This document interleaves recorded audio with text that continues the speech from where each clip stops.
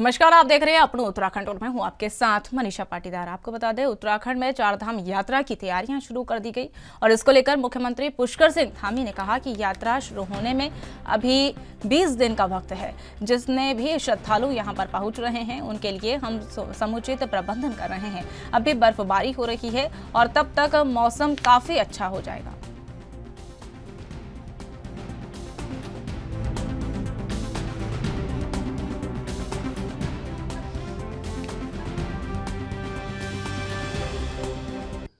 अभी यात्रा प्रारंभ होने में 20 दिन है और बर्फबारी हो रही है, तो मैं समझता हूँ कि अभी बर्फबारी हो जा रही है, आगे मौसम अच्छा रहेगा और सभी जो यात्रीगण आएंगे, श्रद्धालु आएंगे, उनके लिए हम समुचित प्रबंध कर रहे हैं। उत्तराखंड के मुख्यमंत्री पुष्कर सिंह धामी ने केंद्र सरकार और प्रधानमंत्री नरेंद्र मोदी का आभार व्यक्त करते हुए कहा कि मैं प्रधानमंत्री नरेंद्र मोदी का धन्यवाद करता हूं, क्योंकि इस मामले में हमें सेंट्रल गवर्नमेंट की सारी योजनाएं मिली हैं। और साथ ही उन्होंने कहा कि पूर्व में रखी हुई केंद्र सरकार की योजनाओं को स्वीकृति प्रदेश में मिल रही है और वही सेंट्रल गवर्नमेंट में हर विभाग ने उत्तराखंड को प्राथमिकता से लेते हुए योजना स्वीकृत की है।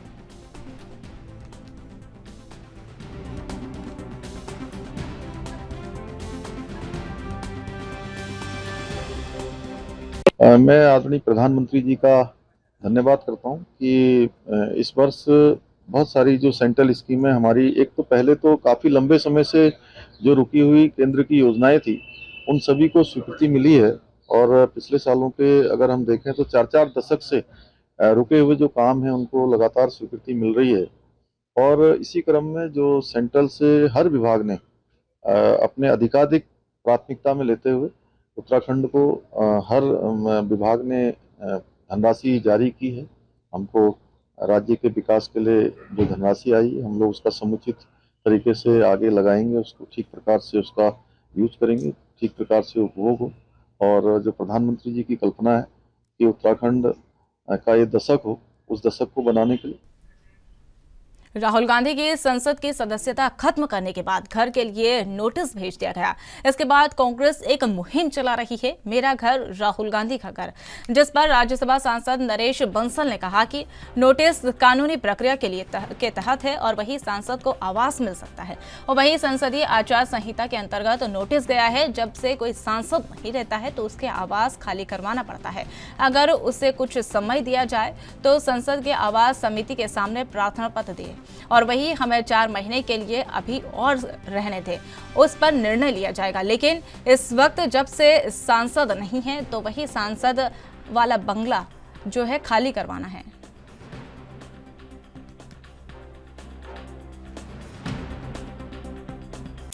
नोटिस कानूनी प्रक्रिया के अंतर्गत गया है, संसदीय आचार संहिता जो है उसके अंतर्गत है। सांसदों को आवास मिलते हैं, जब सांसद नहीं रहते तो उनको खाली करना पड़ता है। अगर उनको समय चाहिए तो समिति, जो आवास समिति है संसद की, उसके सामने अपना प्रार्थना पत्र दें कि मुझे 4-6 महीने के लिए चाहिए। जो उसकी प्रक्रिया होगी उस पर निर्णय होगा। लेकिन अगर सांसद नहीं है। केंद्रीय स्वास्थ्य मंत्री उत्तराखंड के 2 दिवसीय दौरे पर आए थे और इस दौरान उन्होंने उत्तराखंड के कई योजनाओं का शुभारंभ किया। वहीं दूसरी तरफ केंद्र सरकार ने उत्तराखंड के 51 गांव में अपनी वाइब्रेंट विलेज योजना के अंतर्गत शामिल उनको किया गया और इसमें फिलहाल 4 गांव नीति, मांडा, मलारी और गुंजी में इन योजनाओं के तहत काम चल रहा है। और इस योजना से जुड़ी अहम जानकारी मुख्यमंत्री पुष्कर सिंह धामी ने दी। मुख्यमंत्री पुष्कर सिंह धामी ने बताया कि केंद्रीय स्वास्थ्य मंत्री ने नीति और मलारी में प्रवास किया और इस दौरान उन्होंने कहा कि उत्तराखंड में माणा गुंजी चाइना बॉर्डर पर से जुड़ी हुई है और ऐसे में भारत का अंतिम गांव के रूप में नहीं बल्कि प्रदेश के प्रथम गांव के रूप में माना जाएगा और इसका विकास भी प्रथम गांव के रूप में किया जाएगा।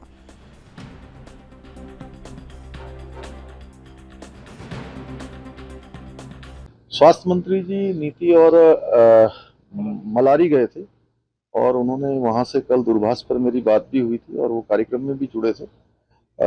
चूंकि माननीय प्रधानमंत्री जी की जो ये महत्वाकांक्षी योजना है वाइब्रेंट विलेज, और उन्होंने माणा प्रवास के दौरान इन सभी गांवों को, जो भारत के पहले अंतिम गांव के रूप में हम लोग जानते हैं उनको हैं ही, उन सभी गांवों को प्रथम गांव कहा है कि वो भारत के प्रथम गांव होंगे और प्रथम गांव के रूप में ही उनके विकास को सुनिश्चित किया जाएगा। उस दिशा में हमको 4 गांव अभी पहले चरण में नीति, मलारी, माणा और गुंजी 4 मिले हैं। इसके बाद अभी एमएचए कुछ गांव और भी जो है भारत का गृह मंत्रालय और गांव को भी सर्च कर रहा है। उसमें भी हमें लगता है कि उत्तराखंड के और भी गांव सम्मिलित किए जाएंगे तो उनका तेजी से विकास होगा। मैं समझता हूं कि वो गांव सभी के लिए निकट भविष्य में देखने योग्य होंगे, जो भी हमारे उत्तराखंड के अंदर आएंगे। हम लोग 2025 तक उत्तराखंड को देश का अग्रणी राज्य बनाने के लिए विभागों का जो लक्ष्य निर्धारित है, उस लक्ष्य की प्राप्ति के लिए विभागों ने अब धरातल पर किए गए कार्यों और भविष्य की कार्य योजना में तेजी लाने के लिए विभागों की नियमितता समीक्षा की जाएगी। और वहीं मुख्यमंत्री पुष्कर सिंह धामी ने सचिवालय में सशक्त उत्तराखंड 2025 के अंतर्गत विभागों की कार्य समीक्षा के दौरान अधिकारियों को निर्देश दिए और कहा कि 2025 के लिए लक्ष्य के सापेक्ष जो भी कार्य किए जा रहे हैं उनको पूर्ण करने के लिए समय सीमा का विशेष ध्यान रखा जाए। जिन क्षेत्रों में राज्य के राजस्व वृद्धि की शीघ्रता परिलक्षित है उन क्षेत्रों में प्राथमिकता पर रखा जाए और सभी विभागें जो हैं दीर्घकालिक और अल्पकालिक कार्य योजना के साथ कार्यों को पूरा मनोयोग के साथ धरातल पर आए।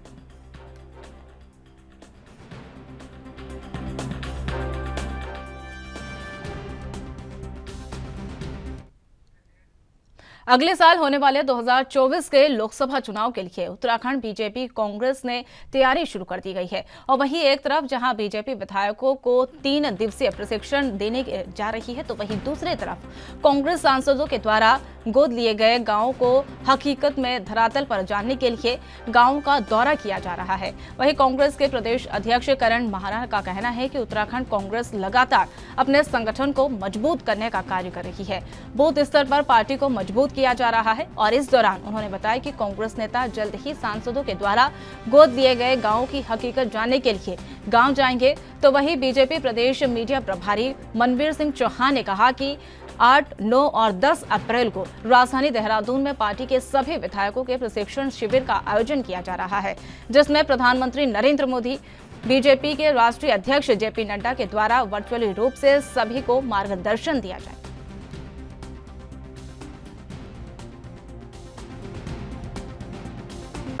कांग्रेस किस तरीके से कांग्रेस जमीन पे काम कर रही है। हमारे जो लोग भी चुनाव लड़ने के इच्छुक लोग हैं वो विधानसभा वार, बूथ वार इस समय दौरे कर रहे हैं, लोगों से मिल रहे हैं। कांग्रेस भी का संगठन लगातार सक्रियता से काम कर रहा है। हमारे जिला अध्यक्ष, हमारे ब्लॉक अध्यक्ष, बूथ अध्यक्ष इस समय काम कर रहे हैं। उनकी ट्रेनिंग्स भी आपस में वो लोग कर रहे हैं, बातचीत कर रहे हैं। और हमको भारतीय जनता पार्टी से सीखने की जरूरत नहीं है। जिन्होंने सांसदों को जो गांव गोद दिए थे उनकी हालत बताए ना, विधायकों को ट्रेनिंग तो दे रहे हैं क्योंकि वो केवल चुनाव जीतना चाहते हैं। हमारे भारतीय जनता पार्टी के द्वारा केंद्रीय नेतृत्व के निर्देश पर अपने कार्यकर्ताओं को हमारे जो जीते हुए जनप्रतिनिधि आते हैं उनको लेकर के हमेशा प्रशिक्षण देने की एक प्रक्रिया रही है। उसी के तहत हमारे चाहे हमारे मंडल में के कार्यकर्ता हों, चाहे जिले के हों, चाहे प्रदेश के पदाधिकारी, इनके प्रशिक्षण शिविर पहले पूर्व में ही हमारे प्रदेश में उनको प्रशिक्षण दे दिया गया है। इसके बाद हमारे जो जनप्रतिनिधि विधायक गण हैं, विधायकों को प्रशिक्षण शिविर लगाने की योजना है और 8, 9 और 10 अप्रैल को देहरादून में ही 3 दिवसीय प्रशिक्षण शिविर लगने वाला है, जिसमें हमारे केंद्रीय नेतृत्व द्वारा मार्गदर्शन दिया जाएगा। इसमें आदरणीय प्रधानमंत्री जी, आदरणीय हमारे राष्ट्रीय अध्यक्ष जेपी नड्डा जी, उनका भी इसमें मार्गदर्शन मिलने वाला है और हमारे राष्ट्रीय महामंत्री संगठन आदरणीय बीएल संतोष। उत्तराखंड के रुड़की में पत्रकारों से वार्ता करते हुए रुड़की महानगर अध्यक्ष एडवोकेट राजेंद्र चौधरी ने कहा कि मोदी ने अडानी के साथ मिलकर देश का सबसे बड़ा आर्थिक घोटाला किया है और इस आर्थिक घोटाले की जांच के लिए संयुक्त संसदीय टीम का गठन करने की मांग कांग्रेस प्रदेश अध्यक्ष मल्लिकार्जुन खड़गे और राहुल गांधी ने की, लेकिन बीजेपी इसके लिए तैयार नहीं है। उन्होंने कहा कि राहुल गांधी की आवाज दबाकर बीजेपी महंगाई, बेरोजगारी समेत मुद्दों को जनता का ध्यान भटकाना चाहती है। और वहीं उन्होंने कहा कि राष्ट्रीय और प्रदेश के साथ स्थानीय मुद्दों पर कांग्रेस मजबूती के साथ लड़ाई लड़ रही है और वही जनता के द्वारा सरकारें चुनी जाती है, लेकिन बीजेपी की सरकार जनता को दबाने का काम कर रही है।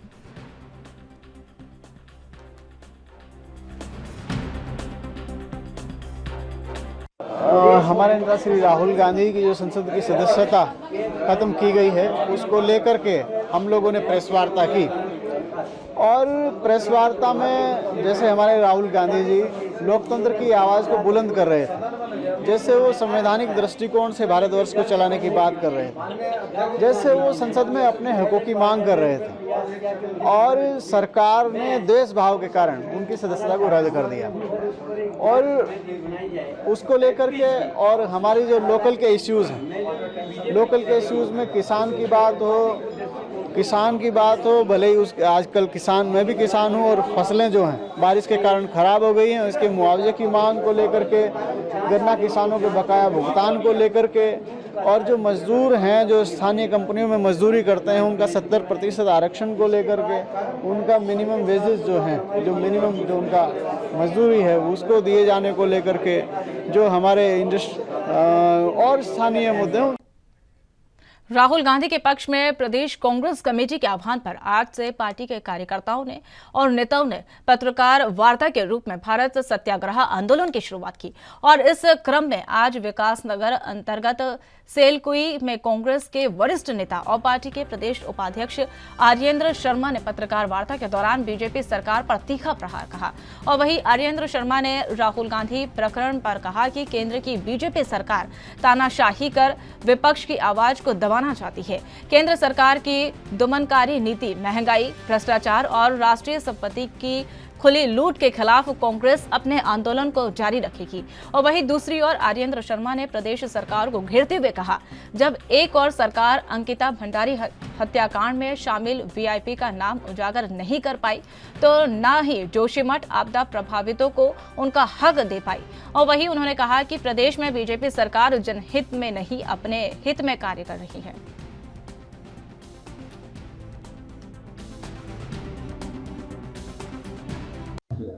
सब प्रेस वार्ता का आयोजन किया गया, किन मुद्दों पर किया था? देखिए, ये जय भारत सत्याग्रह जो भारत की संपत्ति लूट जा रही है उसके लिए, और जिस तरीके से सारे पीएसयू को बेचा जा रहा है उसको लेकर जय भारत सत्याग्रह, ये कांग्रेस पार्टी पूरे देश में प्रेस कॉन्फ्रेंस के माध्यम से, प्रेस वार्ता के माध्यम से और जगह जगह हमारा पूरा एक कार्यक्रम चल रहा है, आंदोलन चल रहे हैं। इसी को लेकर हमने कैसे जनता के मुद्दों को, महंगाई, भ्रष्टाचार और प्रदेश सरकार के कैसे एक एयरपोर्ट का नाम जो आदि शंकराचार्य के नाम पर रखा गया था, नाम बदला जा रहा है। हम उन 6 बिंदुओं को लेकर ये मुद्दे उठा रहे हैं। तो आज ये 31 मार्च को पूरे देश में एक प्रेस वार्ता के माध्यम से सभी लोग, कांग्रेस के वरिष्ठ नेतागण इसको लेकर प्रेस वार्ता में जगह जगह इसका प्रेस वार्ता की जा रही है। कांग्रेस के वरिष्ठ नेता जो राहुल गांधी, उनकी संसद से सदस्यता खत्म कर दी गई है जी, 2 साल की सजा सुनाई है और साथ ही में सरकारी आवास खाली करने का आदेश एक तरह से हो गया है। देखिए, किस नजर से देखते हैं?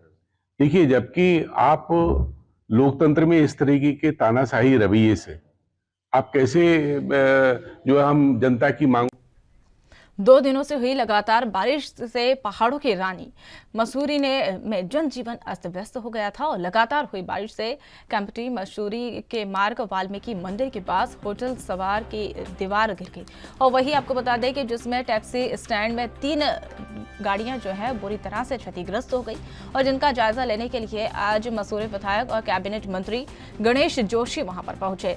स्थलीय निरीक्षण कर वाहन स्वामियों का हालचाल जाना। और इस दौरान कैबिनेट मंत्री गणेश जोशी ने कहा कि मुझे सूचना मिली कि मसूरी में एक होटल के दीवार गिरने से कई गाड़ियां उसकी चपेट में आ गई और उसका आज मैंने जायजा लिया और जो भी नुकसान हुआ है उसको लेकर होटल स्वामी से वार्ता की और जो भी मुआवजा होगा प्रभावितों को दिया जाएगा।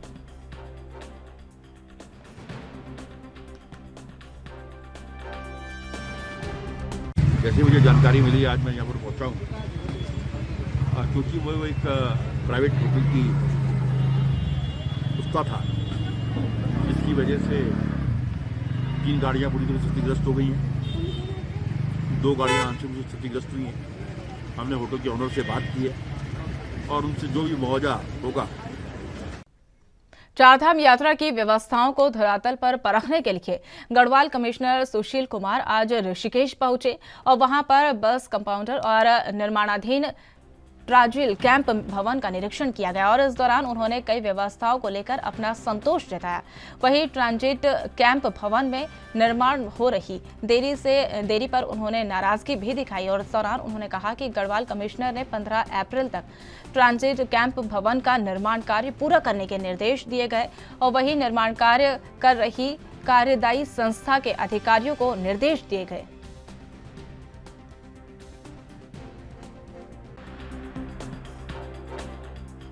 इनसे जो हमारी बातचीत हुई थी 31 मार्च तक इसका कार्य पूरा होना था, लेकिन कुछ कार्य बढ़ गया है उसमें। जो बाहर पार्किंग एरियाज़ हैं, बस बेज हैं, ये सब बाद में बढ़ा है।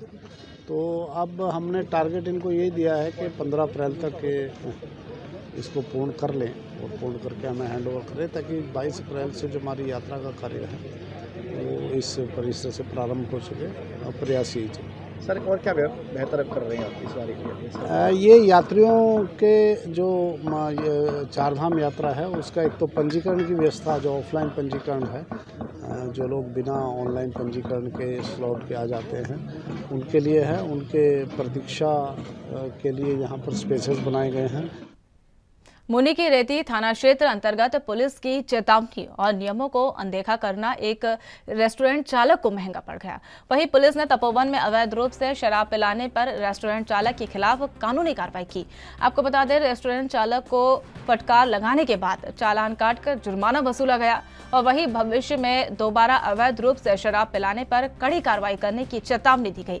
वहीं मुनि की रेती थाने के इंस्पेक्टर रितेश साहा ने बताया कि कई दिनों से लोगों की शिकायतें मिल रही थी कि रात के समय तपोवन में कई रेस्टोरेंट में अवैध रूप से लोगों को शराब पिलाई जा रही थी और वही सूचना के आधार पर पुलिस ने अचानक 3 टीम बनाकर अलग अलग रेस्टोरेंट में छापेमारी की और इस दौरान रोड हाउस रेस्टोरेंट में अवैध रूप से शराब पिलाने की पुष्टि हुई। वही पुलिस ने संचालक को पहले जमकर फटकार लगाई और फिर चालान काटकर जुर्माना वसूला गया।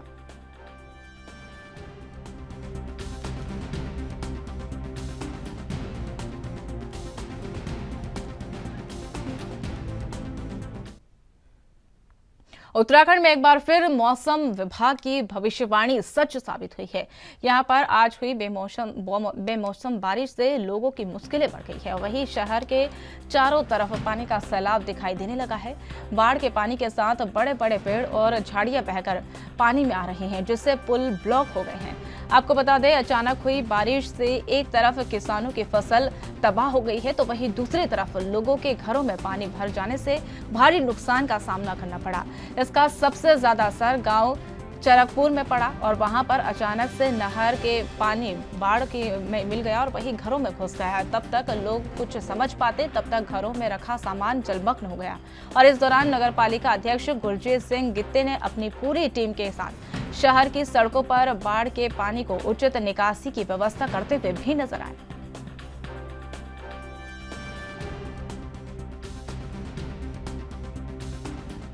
में पानी घुस गया, मेरे पूरे घर में पानी घुस गया, मेरे काफ़ी सामान का जो है हानि हुई है, नुकसान हुआ है और जो है पूरे गांव में जो है पानी आ गया है, जिससे कि काफ़ी सारी फसलें खराब हो चुकी हैं बहुत ज़्यादा, जिससे ग्रामीणों को बहुत ज़्यादा नुकसान झेलना पड़। ये ऊपर से जंगल से जो कूड़ा करकट है जंगलात का, वो कूड़ा बह के पानी के साथ यहाँ आ गया और हमारी इंदिरा कॉलोनी में जो रेवड़ा पुल है उसके नीचे आके कई ट्राली कूड़ा आके जम गया है, जिससे कि पूरे शहर के अंदर पानी की भरने की संभावना हो गई थी। जिसको देखते हुए नगरपालिका की टीम यहाँ मौजूद है और जेसीबी हमारी चल रही है। इस पर अब स्थिति जो है कंट्रोल में। हल्द्वानी में बढ़ते यातायात के दबाव के चलते इस बार पर्यटन सीजन जो है वो शुरू होने से पहले पुलिस ने बेसबल सनी और वही पटवाला रूट पर सुचारू रूप से प्लान बनाकर तैयार कर दिया और इसी रूट पर पर्यटकों को डाइवर्ट भी किया जाएगा, जिससे किसी न सिर्फ जाम से पर्यटकों को निजात मिल सकेगा बल्कि शहर का यातायात सुचारू होगा। वही एसएसपी पंकज भट्ट का कहना है कि उनके द्वारा जिलाधिकारी मको पत्र भी लिखा गया है और वही पर्यटन सीजन में पहले बेलबानी और वही सुव्यवस्था रूप से और सुचारू किया जाएगा, जो कि पुलिस रोड ट्रैफिक डाइवर्ट करने का काम करेगी।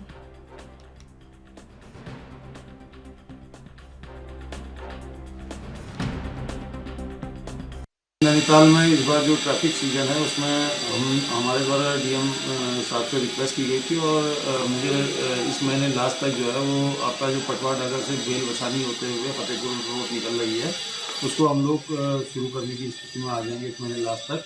और नैनीताल में इस बार ट्रैफिक सीजन में इस रोड को सुचारू रूप से अगर कार्य करेगी तो इससे ट्रैफिक के आपका कंजेशन में बहुत ज़्यादा फ़ायदा दिखाई देगा। निश्चित रूप से इससे जो है पर्यटन और जो आपका पुलिस की जो असुविधा होती थी उससे बचा। तो फिलहाल अपनों उत्तराखंड में मेरे साथ इतना ही। तमाम ताज़ा खबरें देखने के लिए ANB न्यूज़